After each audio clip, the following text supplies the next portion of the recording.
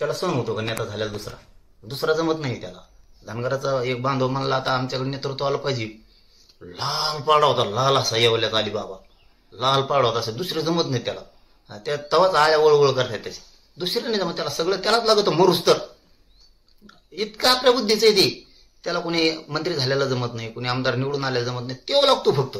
नाही मग त्याच्या ऐकण्यात लागतात. काय बांधून ठेवतो का नौकर म्हणून तो आम्हाला सगळ्याला? इतकं नाही आलं ते. अरे ते बिचार पोरग आमचं ते बोरडे भैया मेलं ना, उपाशी तापाशी रो एक दिवस नाही आला, नुसतं भाषण ठेवली तू. ते नागपूरवाला बी नाही आला. परळीची टोळी तात्पुरती आली ती, नाविलाज होता म्हणून.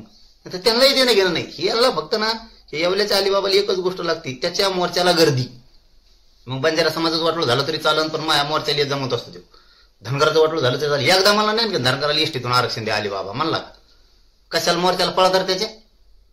हे तुमच्या लेकरांचे वाटोळे करणारे लोक आहेत. आम्ही तुमच्यावर त्याच्या इतका कधीच वार केलेला नाही. हा एका दिवस फटकून बोललो असतो, पण आमच्या मराठ्याने इतकी दयामाया कोणालाच नाही. शेवटी आम्ही वेळेवरती दयामायाच करतो. आम्ही कधीच ओबीसी म्हणत नाही, लहान भाऊ मोठा भाऊ सुद्धा म्हणत नाही. दुःख लागलं की लगेच डोळे पुसायला जाणारे लोक आहेत आम्ही. हा एका दिवस बोलत असती, मग गाव तिथं थोडंफार बोला चाली होती, तालुका तिथं बोला चाली होती, जिल्हा तिथं बोला चाली होतच असती. एक परिवार असल्यासारखे ओबीसी मराठा आहेत, पण यांचे इतकं काय संपित नाही. पण आता ते आहारी गेले सगळे. आता छगन भुजबळच्या आहारी गेले. छगन भुजबळ सगळ्या ओबीसीचे जेवढे खरे नेते आहेत ना, सगळ्याला बरबाद करणार. टीकेकडे कसं बघता? वडीटीवारांची टीका ही त्यांच्या तोंडातली नाही. आजपासून त्याला किंमतच नाही द्यायची. आता त्याचे काय अवकाश, ते सगळं काँग्रेस संपायला लागलं आता. आणि ते काँग्रेसमध्ये ओबीसी नेते नाहीत काय. बरं पाटील, 17 तारखेला बीडमध्ये मोर्चा निघतोय ओबीसीचा. नाही ओबीसीचा नाही, म्हणजे ओबीसीचा ते जातीयवादी अलिबाबाचा मोर्चा आहे.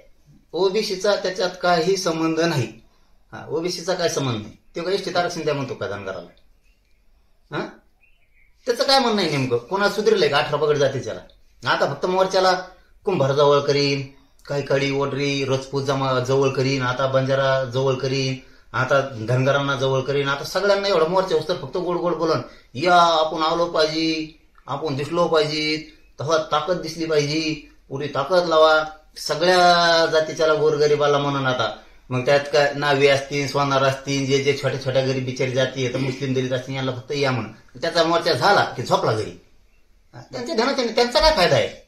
त्याचं फक्त त्याची लाभार्थी टोळी आणि ते तेवढं जातीपुरताच नेता आहे. ओबीसी बीबीसीच नेता नाही तो. पाटील शेवटचा प्रश्न, फक्त यांनाच मिळणार गोरगरीब ओबीसीला 300 जातीला काहीच मिळणार नाही. 340 जातीला काहीच नादी लागू नका. आपण आपला राहा बंजारा समाज कसा ताकदीने पेटलाय. इतकाच धनगर आता बोलला असता तर मागं आरक्षण घेऊन मोकळा झाला असता, जात सुधारली असती. नका नादी लागू त्याच्या. आणखीन तरी वेळ तुमच्या हातातली गेलेली नाही. बंजारा समाजाचं कौतुक करायला लागेल. कसे पठे उतरलेत त्याला म्हणजे वाळ भेटलंच पाहिजे. त्यांना कसं का भेटत नाही? ही भूमिका पाहिजे. दुसऱ्याचे उगाच शेंबड्यात मासे लोळा लिहून तिथं झिंडत येतं, टक्कूचे 4-5 घेऊन हिंडत येते आणि त्याच्या नादी लागले तर उगाच कामान धामाचे. इकडं कचाकच ताकद लावा ना. बघा बरं हे धनगर विकासाचा यातला होता आता जालन्याला, मिळत नाही. त्याच्या नादी लागला तुमचा देवारा होईल. लागू नका. तुमचं आमचं काय वाईट नाही. ओबीसींना मी जाहीर हात जोडून सांगतो, गोरगरिबांना, बाबा हो तुमचं आमचं काय नाही. आमच्या नोंदी सापडल्यात, म्हणजे आमचं वावर सापडलंय, 7-12 आहे. तुम्हाला द्यावा लागेल. आमच्या लेकरावर अन्याय करू नका त्यांचा आहे. आणि यांच्या तुम्ही नादी लागू नका. गावागावात आपले संबंध चांगले ठेवा आणि चांगलेच ठेवायचे. तुम्ही विरोधात आलात तरी मी आरक्षण घेणार आहे, नाही आलात तरी घेणार आहे. आणि हे सिद्ध झालेलं आहे आतापर्यंत. 58 लाख लोक मोदीनं 3 कोटी मराठी आरक्षणात गेलेत. हैदराबादचं गॅजेट घेतलंय, 17 संस्थांचं बी घेणार तरी मिळणारच आहे. आणि मग मिळणार आहे तर नाराजी कशाला? प्रेमाने राहू ना. काय त्या एवल्याचं नका मागं राहू. त्याच्या वाटोळ करेल तुमचं ते. फक्त यांनाच मिळणार गोरगरीब ओबीसीला 300 जातीला काहीच मिळणार नाही. 340 जातीला काहीच नादी लागू नका. आपण आपला राहा बंजारा समाज कसा ताकदीने पेटलाय. इतकाच धनगर आता बोलला असता तर मागं आरक्षण घेऊन मोकळा झाला असता, जात सुधारली असती. नका नादी लागू त्याच्या. आणखीन तरी वेळ तुमच्या हातातली गेलेली नाही. बंजारा समाजाचं कौतुक करायला लागेल. कसे पठे उतरलेत त्याला म्हणजे वाळ भेटलंच पाहिजे. त्यांना कसं का भेटत नाही? ही भूमिका पाहिजे.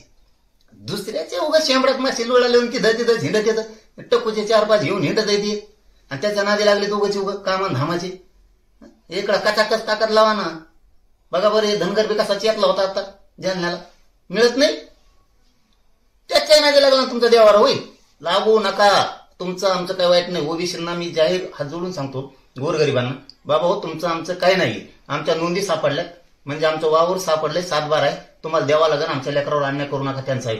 आणि यांच्या तुम्ही नादी लागू नका. गावागावात आपले संबंध चांगले ठेवा आणि चांगलेच ठेवायचे.